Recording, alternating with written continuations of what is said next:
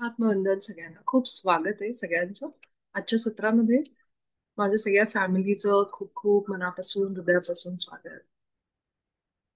आज अमावस्या ध्यानचा दिवस आहे आणि म्हणून माझी अशी इच्छा होती की आज शक्यतो सगळ्यांनी हे ध्यान अटेंड करावं जितकं आपल्याला जमतंय. उद्यापासून नवरात्र सुरू होत आहे. पुढचे 9 दिवस शक्तीची प्रचंड ऊर्जा आपल्याला जाणवेल ध्यानामध्ये. तुम्ही हा प्रयोग करून बघा की उद्यापासून जेव्हा जेव्हा तुम्ही सकाळी दुपारी संध्याकाळी जेव्हा जेव्हा ध्यानाला बसाल तेव्हा थोडं लक्ष ठेवा की तुम्हाला ऊर्जा कशा प्रकारे जाणवते. रेकी केली तर हाताला कशी ऊर्जा जाणवते ह्याच्याकडे लक्ष ठेवा. आणि जरूर जरूर जरूर ह्या 9 दिवसांमध्ये आपल्या शरीरासाठी ह्या ऊर्जेचा वापर करून घ्या. जितकं शक्य तितकं ध्यान करा. वेळ मिळाला मोबाईल बंद करा, टीव्ही बंद करा, काही बघू नका. फक्त ध्यानाला बसा शांत. वेळ मिळाला रेकी रेकी घ्या आपल्या शरीरावर.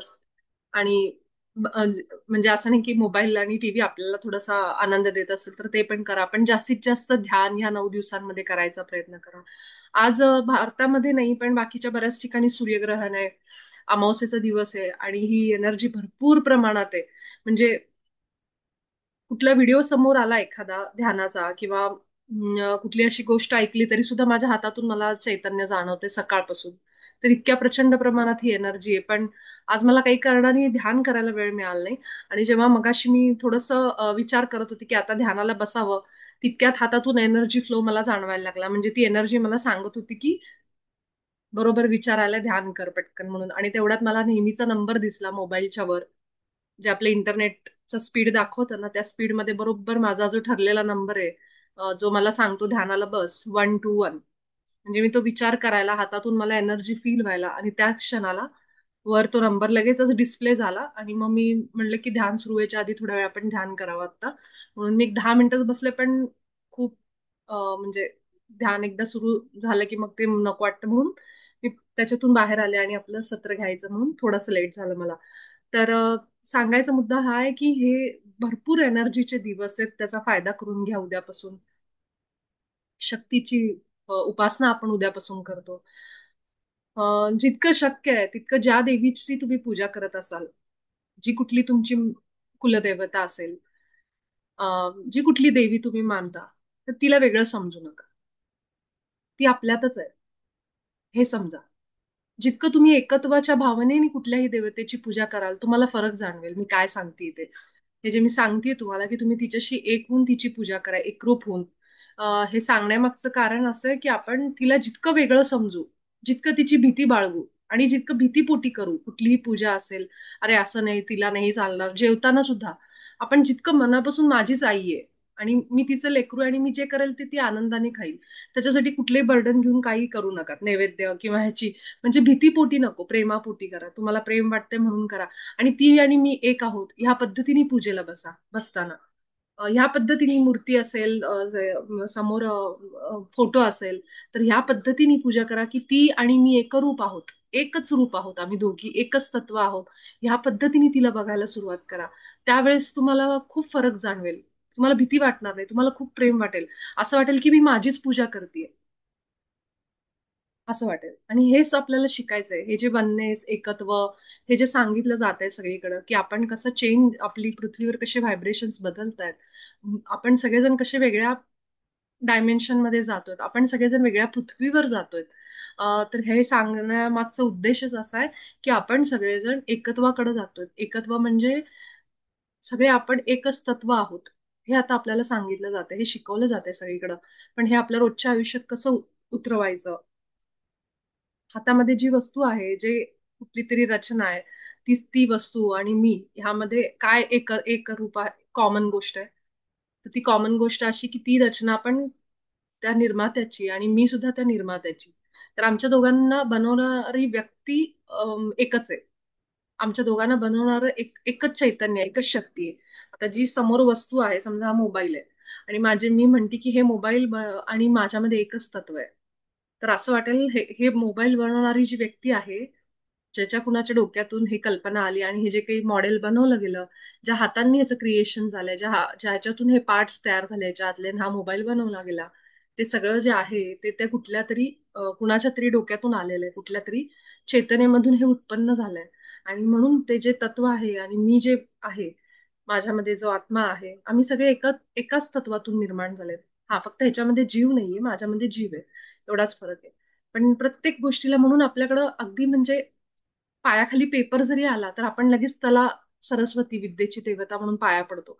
आपण कधी पेपरवर पाय धुवून उभं राहत नाहीत. आपल्याला शिकवलं गेलंय. केरसुणी असेल घरातली, त्याला पाय लागला तर आपण लगेच पाया पडतो. का? केरसुणी तर निर्जीव आहे, त्याच्यात कुठं जीव आहे? मग तिच्या कशाला पाया पडायचं?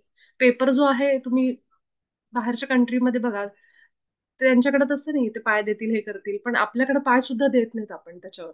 तर हा सनातन धर्म आहे की जो आपल्याला शिकवतो की निर्जीव जरी वस्तू असेल तरी सुद्धा तिचं तितकंच महत्व आहे. ती ती पण त्या निर्मात्याचंच क्रिएशन आहे, ज्यांनी आपल्याला बनवलंय. ती पण त्याचीच रचना आहे, आपण सुद्धा त्याचीच रचना आहे. केवळ आपल्यामध्ये जीव आहे, त्याच्यामध्ये नाहीये. पण जसं मी आधी सांगितलं की जेव्हा आपण ह्या मनुष्य देहामध्ये येतो, तेव्हा हा जीव अनेक योनीतून फिरून येतो. तेव्हा कधीतरी आपण दगडधोंडे पण होतो. कधीतरी आपण तो पेपर सुद्धा होतो. कधीतरी आपण निर्जीव वस्तूचा अनुभव घेऊन आपण देहामध्ये आलोय, मनुष्य देहामध्ये. जे आपले संत सांगायचे की अनेक योनी फिरल्यावर तुम्हाला हा मनुष्य देह मिळतो. तर हे म्हणजे की तुम्ही अनेक गोष्टींचा अनुभव घेऊन येता. निर्जीव असता, दगडधोंडे असता तुम्ही, किडे असता, मुंग्या असता, पाल, हे सगळं आपण जन्म या योनीतनं फिरून झालंय आपलं. आणि मग आपण देहामध्ये येतो. त्यामुळं त्यांचा जो प्रवास आहे तो आपण बघितलाय. म्हणून आपल्या धर्मामध्ये हे सगळं माहित होतं. ज्यांनी कोणी लिहून ठेवलंय की तुम्ही आपल्याला ह्या सगळ्या की पाटी असेल, पाटीवर आपण सरस्वती काढून त्याची पूजा करतो. म्हणजे ह्या सगळ्या गोष्टींना आपल्याला महत्व दिले की निर्जीव जरी असेल तरी सुद्धा ह्या विश्वातली धूळ सुद्धा, धुळीचा कण सुद्धा, छोटासा रस्त्यावरचा तो सुद्धा त्या निर्मात्यानी तयार केलेल्या त्या एखादा धुळीचा कण, एखादा दगड सुद्धा तितकं आपल्याला महत्व द्यायला सांगितलं. प्रत्येक गोष्टीला तुम्ही प्रेम द्या, सन्मानाने वागवा. हे त्याच्या मागचा उद्देश आहे. तर आपण हळूहळू त्या त्या आता व्हायब्रेशन्स मध्ये, आता त्या ऊर्जेमध्ये आपण हळूहळू इथून पुढं जाणार आहोत. आणि ही आहे नवीन पृथ्वी येणारी. जे सगळे सांगत आहेत की नवीन युग येणार आहे, नवीन पृथ्वी येणार आहे, नवीन तिथं ऊर्जा असेल, हे सगळं म्हणजे की हा प्रवास आपला आता सुरू होईल. आता ते कसं होणार आहे, कारण लोक इतकी डिवाइड झालेली आहेत. लोक खूप द्वैतामध्ये आजपर्यंत गेलेली आहेत. आपण आपण सगळेच म्हणजे इतके द्वैत, आपण खूप सगळं आपल्याला दोन दोन दोन दोन दिसतं. आता त्यात सगळं म्हणजे शरीर सुद्धा दोन भागांमध्ये डिवाइड आहे. इतकं आपल्यामध्ये द्वैत भरलेलं आहे. आता त्या द्वैतातून अद्वैताकडं, एकत्वाकडं कसा प्रवास होणार आहे, हे त्या परमेश्वरालाच माहितीये. पण सुरुवात तर झाली लोकांमध्ये ही अवेअरनेस आणायची. जसं की महावतार बाबांचं पुस्तक हे पूर्णपणे, त्या पुस्तकाचं नावच युनिफाईड आहे. युनिफाईड म्हणजे एकरूपता, एक एक एकत्व असं त्याचा अर्थ आहे. तर त्या पुस्तकातून जे आपल्या संस्थेची लोक आहेत, ते काम करतात त्याच्यावर. अनेक जण त्या वर्कशॉपमध्ये जॉईन करतात. त्याच्यामध्ये महावतार बाबाजींचे संदेश, त्यांनी काय सांगितलंय, कसं आपण एकत्व बघायचं प्रत्येक धुळीच्या कणामध्ये सुद्धा, प्रत्येक निर्जीव वस्तूमध्ये सुद्धा, की मी आणि ते तत्व एक आहोत. जरी त्याच्यात जीव नसेल तर समोरचा माणूस आणि मी एक आहोत, जरी आपण वेगळे असलो तरी शरीराने, ह्याच्याने. तर हा सगळा प्रवास सुरू झालाय. हे एक पुस्तक हे उदाहरण झालं बाबाजींचं. अशा अनेक आता मास्टर, अनेक असे संस्था यावर काम करतायत. येणाऱ्या काळात आपल्याला कळेल. आता तो किती वर्ष जातील, किती काय होणार आहे, काय काय होणार आहे माहित नाहीये. पण हा प्रवास तरी सुरू झालाय हे नक्की. आणि बदल येणार हे नक्की. कशा पद्धतीने येईल, कसं उलगडत जाईल, हे आपल्याला माहित नाहीये. पण आपण आता समजून, म्हणून हे आभार मानण्याचं जे आहे ना, ते तेच आहे की जे आहे त्याला आभार माना. पाणी असेल, हवा असेल, कारण पाणी आणि मी वेगळे नाहीये. हे आपल्याला त्याच्यातून कळते की आभार, थँक्यू, तू माझ्या सोबत ह्या माझ्या आत्म्याच्या प्रवासात आहेस. मला हे पाणी तत्व रोजच्या रोज पाणी मिळतंय. प्यायला पाणी नसेल तर आपलं काय झालं असतं. म्हणून त्या पाण्याचे आभार मानायचे. तुम्ही तुमच्या घरातल्या माठातल्या पाण्याचे आभार माना. तुम्ही जे ब्रह्मांडातलं पाणी आहे त्याचे आभार मानल्यासारखे. कारण पाणी तत्व हे एक आहे. तुम्ही घराच्या बाहेरचं एखादं झाड आहे त्याचे आभार माना, रोज त्याला प्रेम प्रकाश पाठवा. तुम्ही पूर्ण वनस्पती, प्लॅनेट मधले जे वनस्पती आहेत, वनस्पती वृक्षांची जी तत्व म्हणू शकतो, वनस्पती तत्व, त्यांना आभार दिल्यासारखे, त्यांना प्रेम पाठवल्यासारखे. तुम्ही म्हणजे असं काही गरज नाही की तुम्हाला सगळीकडे जाऊन डोळे बंद करून तुम्ही बसल्या बसल्या जे झाड तुमच्या डोळ्यापुढे येते किंवा नुसतं म्हणलं तरी सुद्धा ते पूर्ण त्या सृष्टीतल्या सगळ्या त्या तत्वाला हे आपल्याकडनं चाललंय. आणि जितकं आपण पाठवतो त्याच्यापेक्षा जास्त मल्टिप्लाय होऊन ते आपल्याला येणार आहे ब्रह्मांडाकडून. ह्या लोभापोटी आपण नाही करायचं, पण एक सांगून ठेवते, की जितकं आपण रोज प्रेम आणि प्रकाश पाठवू, तुम्हाला जाणवेल की कुठल्या कुठल्या पद्धतीने लोक तुमच्यावर प्रेम करतात. कसे कसे हे बदल होत आहेत आपल्या आयुष्यामध्ये. नुसतं डोळे मिठा बसल्या जागेवर तुम्ही प्रेम आणि प्रकाश वनस्पतींना, किड्या-मुंग्यांना, प्रत्येक प्रत्येक तत्वाला पाठवा. पूर्ण ब्रह्मांडातल्या सगळ्या चेतनांना मी प्रेम प्रकाश पाठवते. सगळ्या आत्म्यांना मी प्रेम प्रकाश पाठवते. नुसतं म्हणायला लागा आणि मग बघा, की तुमच्या आयुष्यामध्ये लोकं कुठून-कुठून, कशा-कशा पद्धतीने तुम्हाला मदत करणारी भेटतायत. कुठून तरी येईल तुम्हाला मदतीच्या वेळेस कुणीतरी अडी-अडचणीला येऊन तुम्हाला मदत करून जाईल. तुम्हालाच वाटेल, कसं काय ह्या व्यक्तीने मला मदत केली? ही मदत कुठून आली? जे प्रेम तुम्ही बसल्या-बसल्या ध्यानातून पाठवतायत, ते फुकट नाही जात आहे. ते परमात्मा तुम्हाला अनेक पटींनी तुमच्यापर्यंत येणार. कारण हा फिजिक्समधला लॉ आहे. ॲक्शन आणि रिॲक्शन आणि एनर्जी जी जाते, what goes around comes around. तर हा आपल्या लॉवर हे सगळं चालू आहे आणि म्हणून आपण ज्या ऊर्जेमध्ये आहोत, आभार मानायच्या, प्रेम प्रकाश पाठवायच्या, किती सोपं काम आहे. जे आपले शत्रू आहेत त्यांना जाऊन भेटायचं, गळाभेट घ्यायची नाही आपल्याला. पण बसल्या ठिकाणी आपण त्यांना डोळे मिटून नुसतं म्हणा, की मी माझ्या हृदयातून जे काही अंधार आहे, जे काही तुझ्याबद्दल विचार आहेत, वाईट विचार, जसं जे काही तू माझ्याशी वागला आहेस, त्या शत्रूनी त्याला म्हणायचं, ते मी काढून टाकते आणि नुसतं प्रेम प्रकाश पाठवते. तर किती सोप्पं काम आहे हे. नाहीतर समोर जाऊन म्हणता येणं किती अवघड आहे. आपला अहंकार आडवा येतो. आणि आपल्याबरोबर इतक्या यातना अनुभव असतात, की आपल्याला ते जमणार नाही कधीच. जेव्हा आपण नुसतं बसल्या-बसल्या आपण हृदयातून लव्ह अँड लाईट, प्रेम आणि प्रकाश ही फ्रिक्वेन्सी पाठवतो, ही ऊर्जा पाठवतो. तुम्हाला जाणवेल अनेक अनेक रूपांमधून हे परत तुमच्यापर्यंत येतंय.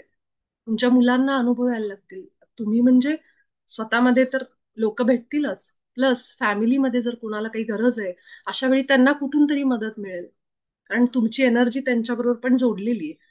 तर तुम्हाला जाणवेल की काहीतरी बदल होतोय माझ्या आयुष्यात जेव्हा मी रोज असे पाठवते. त्यातून आपण जर वनस्पती म्हणजे वृक्ष असतील किंवा नदी, तलाव हे जे पाण्याची स्थळं आहेत पूर्ण पृथ्वीवरची, त्यांना जर आपण रोजच्या रोज पाठवलं, तर हे अनकंडिशनल लव्ह झालं. म्हणजे बिनशर्त प्रेम. मी जर कुठल्यातरी लांबच्या नदीला रोज प्रेम पाठवतीये, मला तिच्याकडून काही मिळणार नाही, पण मी रोज पाठवते माझ्याकडनं. म्हणजे काय झालं, तुमच्याकडनं निस्वार्थी प्रेम बाहेर जातंय. त्याची त्याची ऊर्जा सगळ्यात उच्च आहे. तर त्यामुळं ते तुम्हाला अशा उच्च ऊर्जेमुळे, निस्वार्थी प्रेमामुळे तुम्हाला अनेक गोष्टी मिळायला लागतील आपोआपच. तर हे समजून घ्यायचा फायदा करून घ्या. जितका आपण ह्याचा अ, प्रयोग सुरू करू आपल्या आयुष्यात, तुम्हाला जाणवेल की खूप काही गोष्टी बदलतायत. आपोआपच घरामध्ये समृद्धी येते. पैशाच्या वेगवेगळ्या संधी येतायत. अनेक पैशांचे प्रॉब्लेम सुटायला लागलेत माझे. हे सगळं तुम्हाला जाणवायला लागेल हळू-हळू. तर आभार मानणे आणि प्रेम आणि प्रकाश पाठवणे. आणि विषय निघाला होता, आपण जेव्हा ह्या नवरात्रामध्ये देवीची पूजा करू, त्या शक्तीची, तेव्हा ती शक्ती आणि मी वेगळे नाहीयेत. हा एक विचार मनात ठेवा आणि मग पूजा करून बघा. तुम्हाला कसं फळ मिळतं त्याचं. प्रत्येक गोष्टीला देवीला जेव्हा तुम्ही नैवेद्य दाखवाल, तेव्हा तो मी आणि ती एकच आहोत. या पद्धतीने प्रेमाने तिच्याशी बोला, तिला ते करा आणि मग तुमचं हृदय चक्रामध्ये जे ब्लॉकेज आहेत ते पण दूर व्हायला लागतील. ते सुद्धा तुम्हाला ओपन झाल्याचं कळेल आणि ती आणि मी वेगळे नाही ह्याच विचाराने सगळं करा 9 दिवसांमध्ये. जरूर वेळ तुमचा इकडे-तिकडे घालवण्यापेक्षा ह्या 9 दिवसांमध्ये जितकं जमेल तितकं ध्यान आणि रेकी सुरू ठेवा. काही नाही तर फक्त दिवसभर आपल्या श्वासांवर लक्ष ठेवायचा प्रयत्न करा. जितकं आपण वर्तमानात राहू. सतत काल काय झालं, परवा काय झालं किंवा अजून पुढच्या काही दिवसात मला काय करायचंय, हे असं झालं तर हे सगळं भविष्य आणि भूत हे सगळं सोडून द्या. फक्त आपण जिथं आहोत तिथला विचार सुरू ठेवा. हाच संदेश मला आज येत होता. तोच मी तुम्हाला आत्ता देते आणि हे सगळे संदेश माझ्यासाठी सुद्धा आहेत. त्यामुळं आपण ह्याच नोटवर आपल्या आजच्या अमावस्येच्या ध्यानाची सुरुवात करू. आपण सगळेजण ध्यान अवस्थेमध्ये येऊ. आपले हाताची बोटं एकमेकांमध्ये, पाठीचा कणा ताठ ठेवू.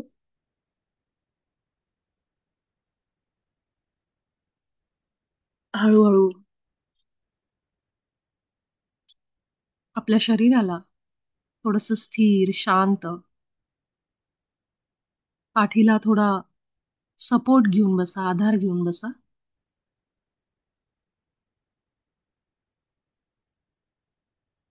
आणि पूर्णपणे आपण जे काही विचार करत होतो, जिथं कुठं आपलं मन होतं, ते सगळं सोडून आत्ताच्या या क्षणामध्ये माझ्यासोबत, आपल्या सगळ्या कुटुंबासोबत या.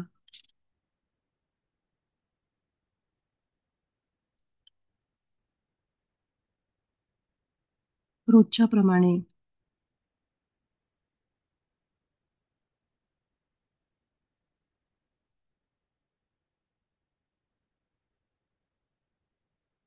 आपण आपल्या ध्यानाची सुरुवात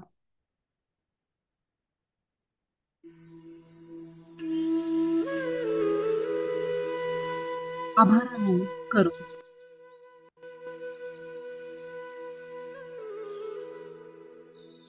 आपण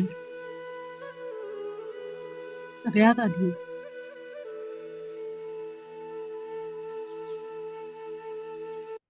आजच्या दिवसासाठी त्या परमपित्याचे आभार मानू.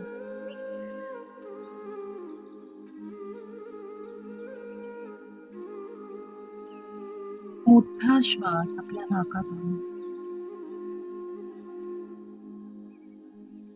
आणि अगदी सावकाश तोंडावाटे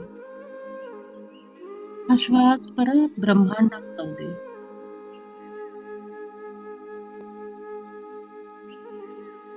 अजून 2-3 वेळा असा मोठा श्वास आपल्या नाकावाटे आत घ्या आणि तोंडावाटे बाहेर सोडा.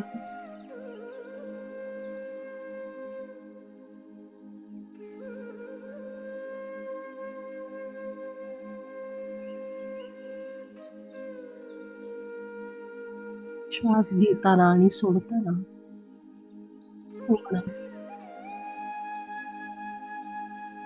श्वासांना फील करा, त्यांचा अनुभव घ्या.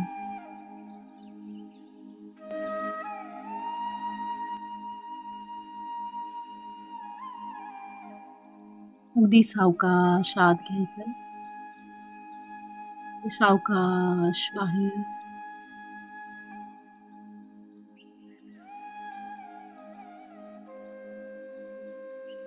सोडून द्या सगळी काळजी, चिंता, विचार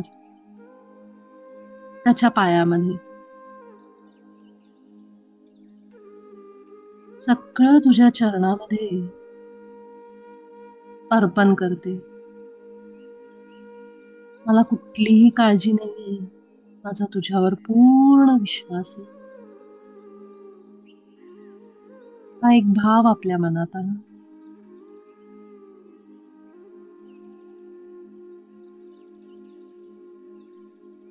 जेव्हा आपला विश्वास पूर्ण असतो, तेव्हा पूर्णात्मा आपल्यासोबत असतो.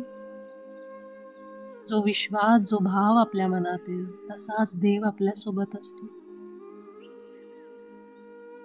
आपण भीतीचा भाव आपल्या मनात आणला, तर भीतीच आपल्यासोबत राहते.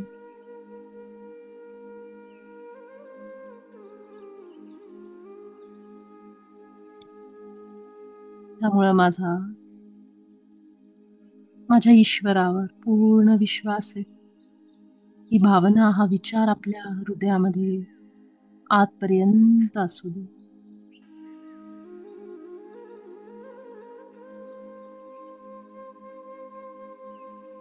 आज दिवसभर जे काही मला अन्न, पाणी, हवा, या पृथ्वी मातेच्या ज्या काही साधनांचा मी उपयोग केलाय,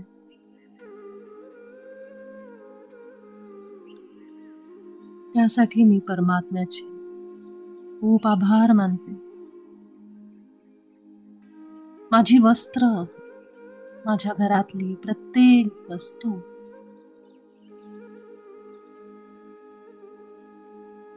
माझी गॅसची शेगडी, इलेक्ट्रॉनिक्सच्या वस्तू, या सगळ्यांचे मी आभार मानते. धन्यवाद. तुम्ही मला इथं जगण्यासाठी या देहामध्ये या प्रवासासाठी खूप मदत करत आहात.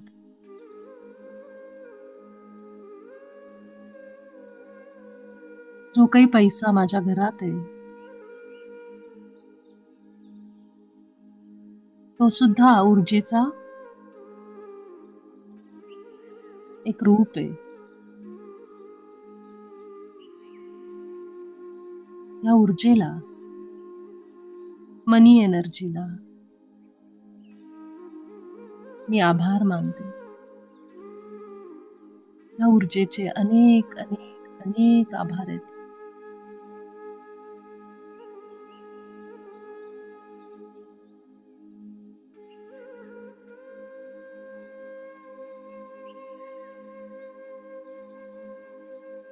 जी लोक माझ्या आयुष्यात आहेत,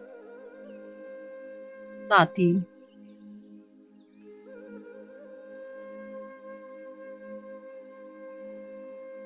चांगली वाईट सगळ्या प्रकारची माणसं, जी मला अनेक गोष्टी शिकवतायत,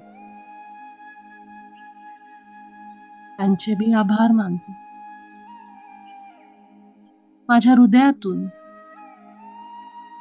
या क्षणाला संपूर्ण ब्रह्मांडाला, ब्रह्मांडातल्या सर्व चेतनांना, वनस्पतींना आणि परमात्म्याच्या प्रत्येक रचनेला मी प्रेम आणि प्रकाश पाठवते. माझ्या स्वतःला, माझ्या आत्म्याला मी प्रेम आणि प्रकाश पाठवते.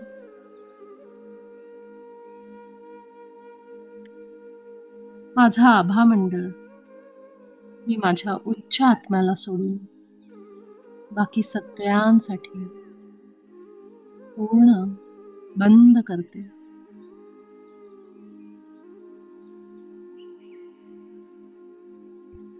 जे आतापर्यंत माझे पूर्वज आहेत त्या सगळ्यांना मी प्रेम आणि प्रकाश पाठवते. त्या सगळ्यांचे अनेक अनेक आभार आहेत. माझ्या कुटुंबाला, मला सदैव तुमचे रक्षण मिळो, तुमचं प्रेम मिळो. माझे सद्गुरू, माझी इष्ट देवता यांचे मी अनेक आभार मानते, जे मला इथपर्यंत येण्यासाठी मार्गदर्शन करत असतात, यांची मला मदत मिळते प्रत्येक क्षणाला. माझ्या जीवाचे मी आभार मानते. माझ्या आत्म्याचे अनेक आभार आहेत. माझ्या शरीराचे प्रत्येक श्वासाचे आभार आहेत. शरीरातला प्रत्येक अवयव मला चांगलं आरोग्य जगण्यासाठी मदत करतोय. प्रत्येक अवयवाचे मी आभार मानते.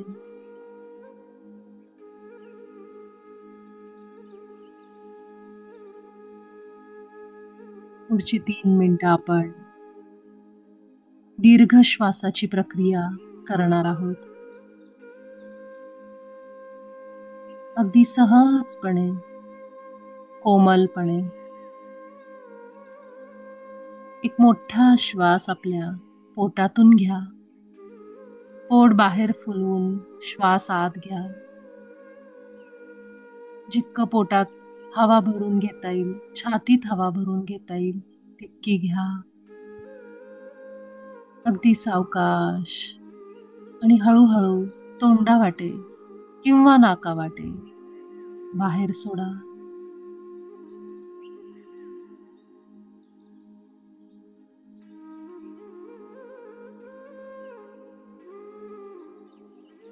जी कुठली सोयीस्कर वाटते आपल्याला त्याप्रमाणे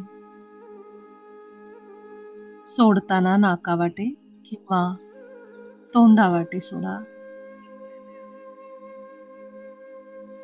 दीर्घ श्वास श्वास आत घेताना पूर्णपणे पोटामध्ये आणि छातीमध्ये हवा, सोडताना आपल्या नाकावाटे किंवा तोंडाने हवा बाहेर.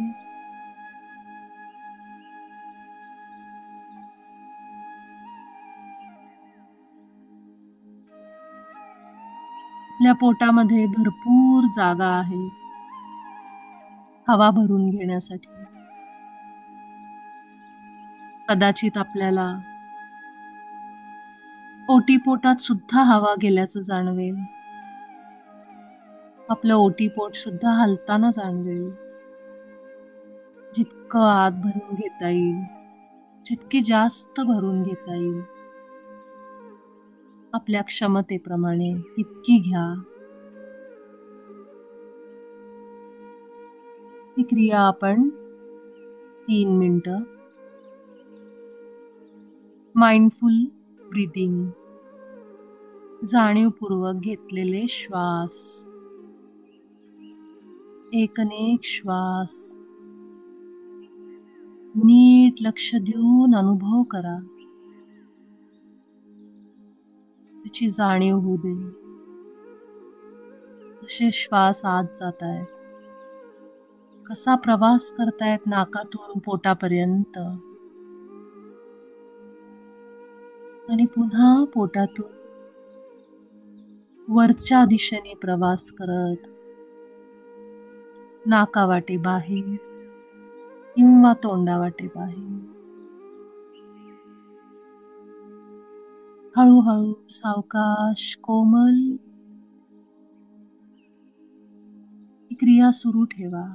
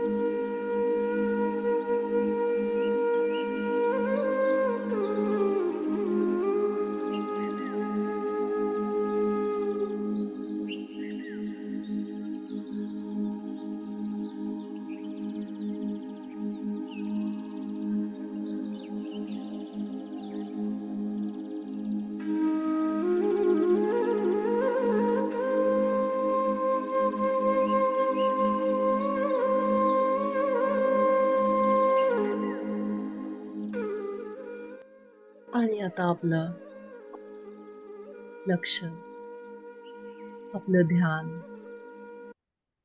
आपल्या सहज येणाऱ्या जाणाऱ्या श्वासांकडे, कोणताही बदल न करता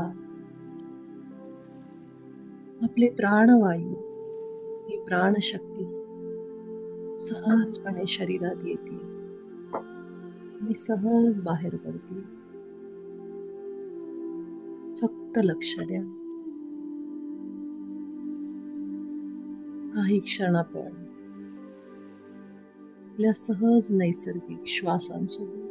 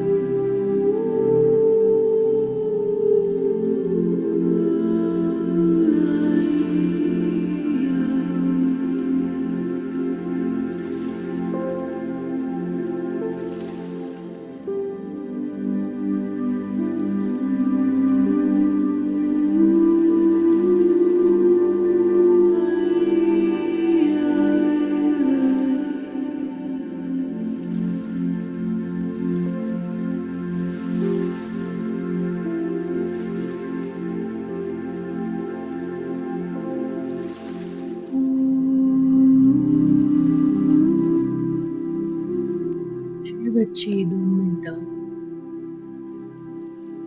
शून्य विचारावस्था. इतकं एकरूप व्हा. आपले विचार आपोआपच शून्य झालेत. समोर आहे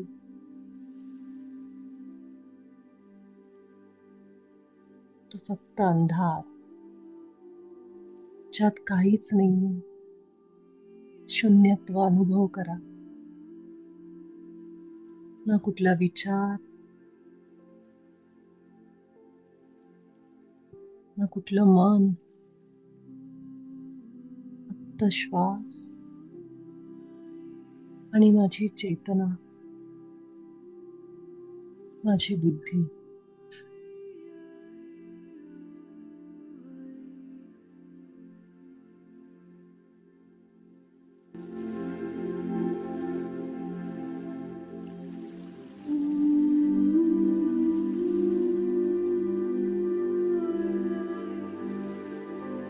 मला शांत आणि शून्य ऊर्जेचा अनुभव घेत आपण सगळेजण या सत्रातून बाहेर येण्यासाठी तयार होऊ. आपले दोन्ही हात अगदी सावकाश आपल्या डोळ्यात ठेवा.